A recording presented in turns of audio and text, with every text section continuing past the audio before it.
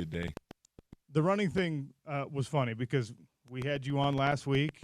I was like, you're going to be careful, but not too careful because you're you, right? And that's kind of how it happened in the game. Yeah. And everyone in the stands was, "Oh, get down, get down." We were talking about it in the press box. Kyle Whittingham made a comment after the game like, a little more than I thought. But then he went back and watched the film and said, actually, that was okay. So I think there was one hit that I took. If you watch it back, I thought I had a little crease to hit, and the guy just came out of nowhere. So you can't really expect that just when you think you got a block. But besides that, I didn't really take no good shots. It was just a good day out there. Yeah, it was a good day, running and passing for you.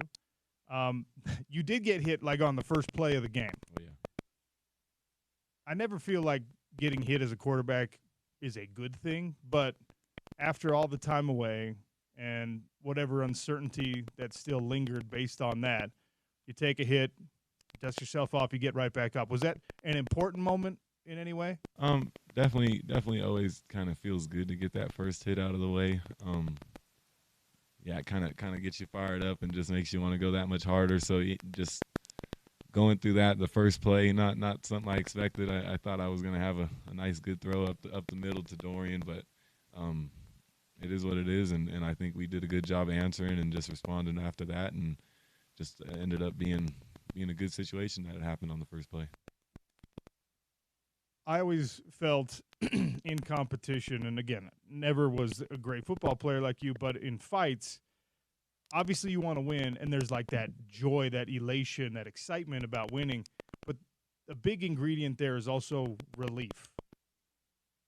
Did it feel that way at all for you playing in this game, that you were relieved in addition to being excited and happy? Not necessarily relieved. Kind of, you never know what to expect in a football game. It can go a number of different ways, so you just kind of got to expect the unexpected and kind of roll with it. So, yeah, I was just happy with the result. Wish I could have finished out the second quarter, but it was a solid day, and yeah, I can't really complain about anything. You connected with Brandt, your guy, on touchdowns, not once, not twice, 3 times in this game. It was talked about all during the broadcast. It's been talked about for years. That connection, that chemistry, and to see it manifest itself into 3 scores in the first game of the season, for fans, for all of us, was like, all right, they didn't skip a beat. Is that how it felt? Yeah, absolutely.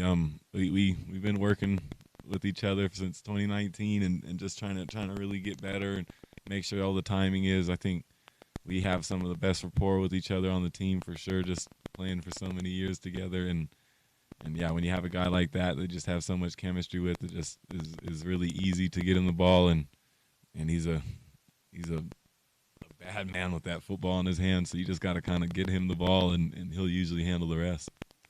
There were a couple throws where it was like Cam Rising's choice. You could have hit him, you could have hit Caleb, you could have hit whoever for the touchdown. To me, that indicates, well, maybe that you're overmatching your opponent, but also that's great play calling. That's Coach Ludd knowing exactly what he's up against and giving you options. Oh yeah, Coach Ludd does a good job. He spends a lot of time just making sure that we're going to have the best possible plays in there, and it's going to be a nice, good read for the quarterback. So my job's just nice and easy. I just got to go through my progressions, and O-line usually make sure that they're picking up any pressures and stuff like that. I'll flip the protection if it needs to, but for the most part, we didn't really have to. And yeah, I think that's why we have so much success, because Coach Ludd does put us in those good positions like that. We've been asking and speculating all offseason long, like, hey, this is the deepest room in terms of weapons at your disposal, the wide receivers, the tight ends, even some of those running backs. We saw Dejon Stanley go off in this game. And one of the questions we had was, how do you keep everybody happy? I know there were times in this game where you went back to the sideline and somebody was like, hey, I was open. You can hit me on that one. How do you manage that in game? There's always guys that are talking about that stuff. It's never ideal in a lot of those situations. Sometimes our progression starts opposite of that, or they may not even be in the progression just because the way the play's set up. But it's something you kind of we have the iPads now, so you get to really go watch it and kind of confirm everything now. So that's definitely going to help with those situations and kind of maybe potentially open up some of those receivers and when they do say that they're open. How was it having helmet communication? First time, obviously, brand new rule in college football, probably brought about by the whole sign stealing thing. Now you get communication directly into your helmet. How was that? It was good. It was actually pretty awesome just having Coach Lud being able to call plays off the wristband and stuff and just give us a whole new list of plays on top of the 150 on the wristband. So it's always a good deal when you can have Coach telling you little reminders, making sure you're telling the guys and stuff like that. I try to usually go through practice and remember all the tips and reminders that I think are important to the play, just so I can tell the X or the Z or the tight end, whatever I need to, just to make sure that they're keyed in on that. And yeah, I think just having that reminder of the reminder to let everybody know is definitely beneficial and just opening up the playbook. Does it make the game easier in any way because you don't have to like do the whole memorization of the sign and remember who's got the dummy sign and who's got the real sign? It does remove like one wrinkle, but how significant is that wrinkle? I think, yeah, like you said, it eliminates the signal that you have to kind of get.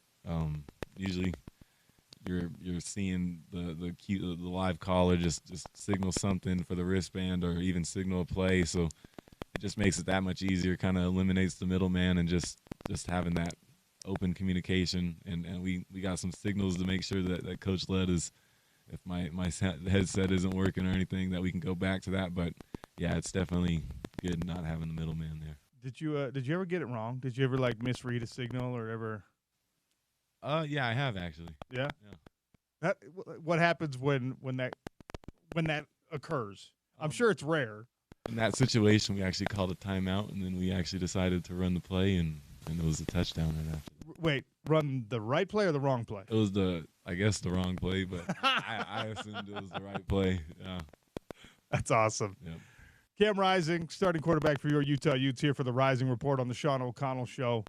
So the new technology, also, you mentioned those iPads. You are on the sideline, you have that little tablet, and it's video, right? It's not just still shots. In the NFL, my understanding is that it's photos, but you guys can actually watch video in real time. Yeah, it feels like you're able to watch the film that on those drives, and it just makes it that much easier because you get to confirm coverages and stuff and see if there's a mess up by the defense or something that looks off, and it probably was something else that they were trying to get to. So you just get to adjust more and kind of have a better beat on what they're doing, and then that feel kind of just carries on throughout the game.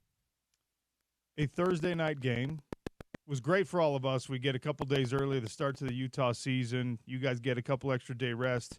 How do you manage the Friday and the Saturday? Are you watching games at home? Are you taking a mental break? How do you do it? Yeah, watching games, spending time with my family. They're out here just trying to enjoy their company and stuff like that, and just it's a good time to get a little break from football and just kind of relax before the season really truly gets going in a regular sense of every Saturday. So when you have that rare open Saturday on a game week and you get to sit down and watch some games, are you watching with the intent of I'm going to scout future opponents? I'm just going to watch USC LSU because that's one of the biggest games of the week. Like, how do you choose how to use that time?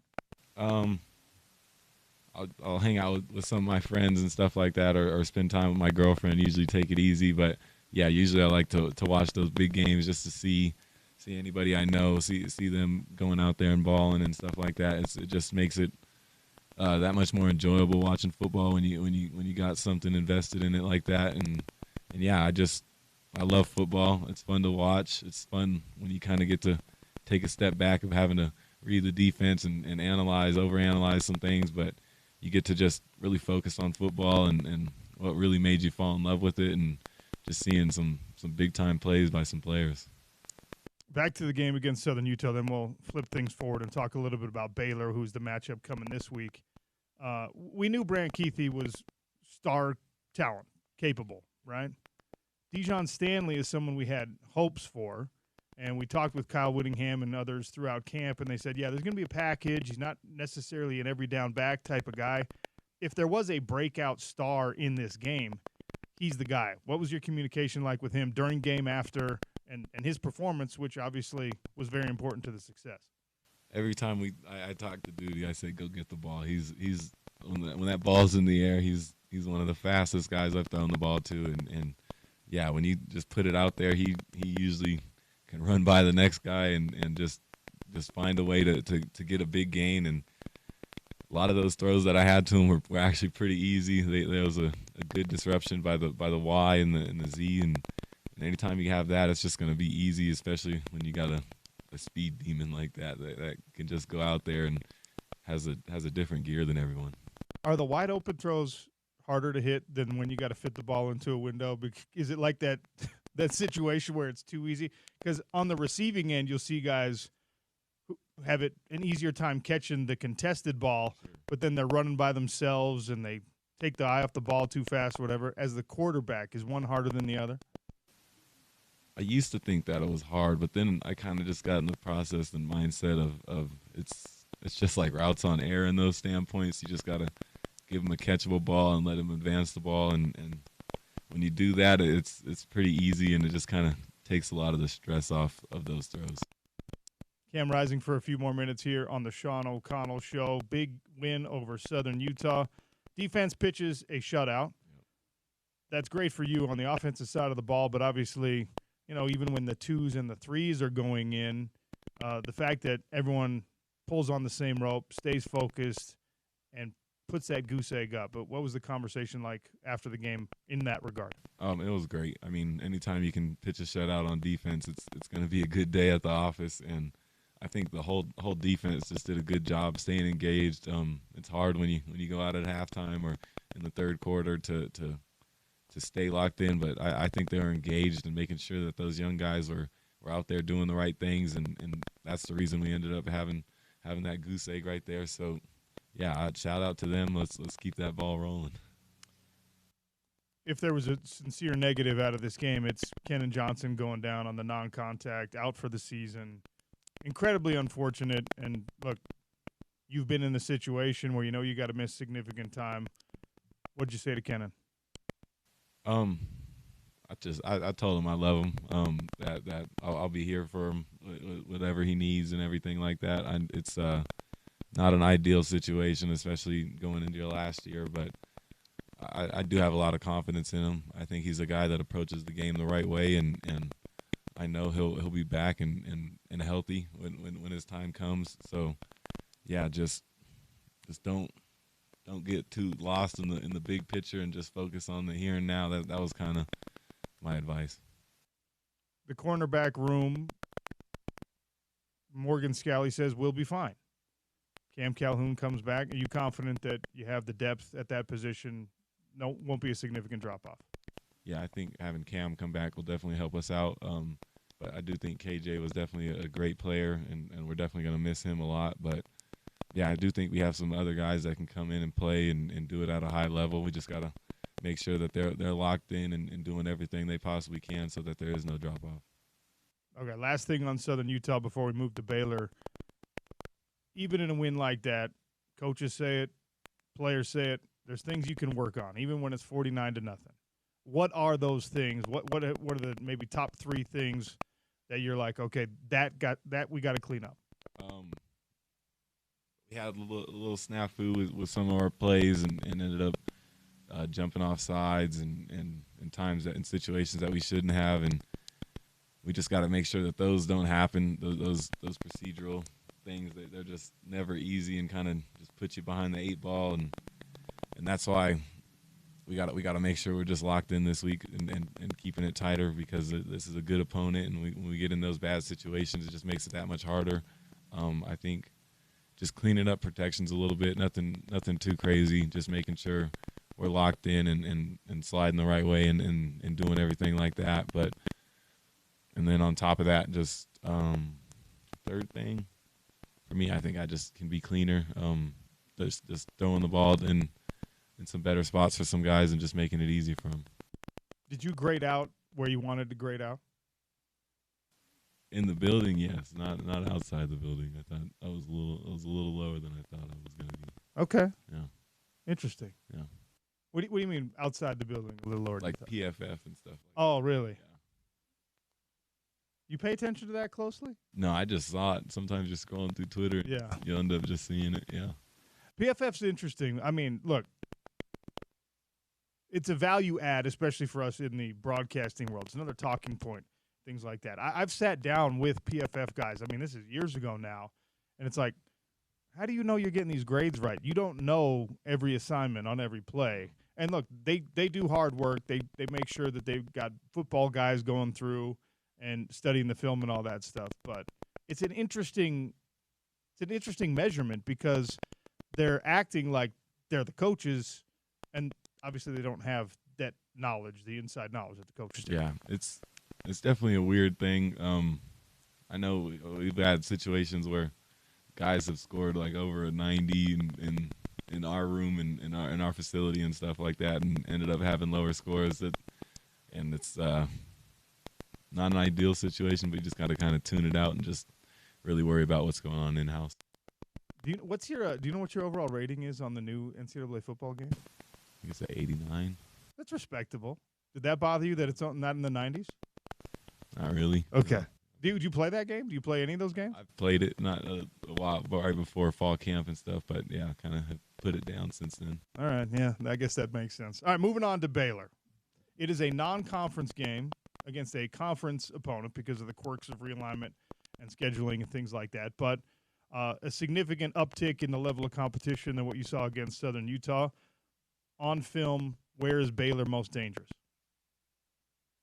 I think it's their experience. They got a lot of guys that have played a lot of football. I think nine returning starters from last year on defense. And when you got a team like that and a coach like Coach Aranda that's going to make sure they're in the right positions and stuff, and they're going to be pretty in tune with that. So we just got to be ready to go and make sure we're doing everything we possibly can to try and confuse them a little bit and make it hard for them and their responsibilities and stuff. But it's not going to be an easy task. We just got to be ready to go. Caleb Loner, former Baylor Bear, obviously not a Baylor football player, but I asked him, we had him on the show, if there's any extra juice in this game. Has that been a point of conversation for you all at practice? I have not really talked to him about that. That's not my focus. We always give him a hard time and say whenever he catches one of those jump balls or anything, did you know he played basketball at Baylor? But Speaking of that, the Runnin' Utes released their roster. They put it out on Twitter. Yeah. Caleb Loner's on that roster. Oh wow! Did you know that was a thing?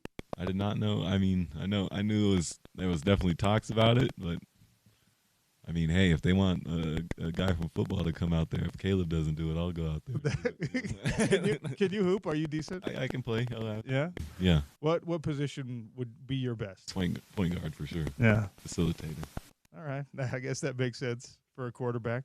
I don't know how much you've watched of DeQuan Finn, the Baylor quarterback.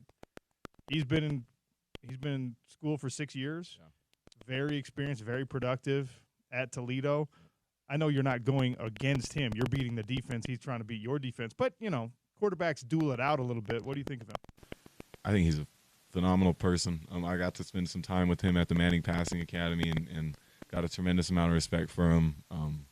You can hear the guys just talk about how fast he is and how he is with the ball in his hands when he's running. It's always hard going up against a guy that's that fast and can get out of the pocket and make throws like that. So I got a lot of respect for him and looking forward to seeing him and playing him. Alex Smith was in the building. We talked about this last week. He was in the building. They unveiled the name, the Ring of Honor, the inductee. Did you get a chance to discuss anything with him? I got to talk to him actually before the game. Actually left my room key in my room, so I had to go to the front desk, and he was just down there with his family. It was awesome to see him right before he got inducted. It was it's always good to hear from him. It just gives you a lot more confidence. Just one of those guys that loves the Utes and always is there for his guys and stuff like that. So yeah, it's a good time with Alex anytime I see him. Are you aware that you passed him in the record books with him in the building? I am, yeah. They told me that right after the game. It was pretty special. Hopefully, I can get my name in there one day. You know, we talked with him about you. He's obviously a big fan of yours, and for obvious reason, you're doing great things at his school and playing the same position. And you guys do play the game in a similar fashion, certainly. So I thought that was kind of a cool, poetic moment. You know, you leapfrog him in the record books, and he doesn't come to a lot of games. He's busy with family, Absolutely. and for him to be in-house when that happened, pretty cool. Yeah, special moment for sure. Any final thoughts on this matchup with Baylor? No, just excited to get out there. Let's get this ball rolling. I'm excited to play some better talent and have a more competitive game. It's going to be a fun one. Your coverage right here on ESPN 700. Bill Riley on the call with Scott Mitchell, Stevenson Sylvester. Cam Rising will be on the field. We'll talk with him after the game. That's your Rising report for the Baylor week. Cam, thanks for being here again. Appreciate you, John.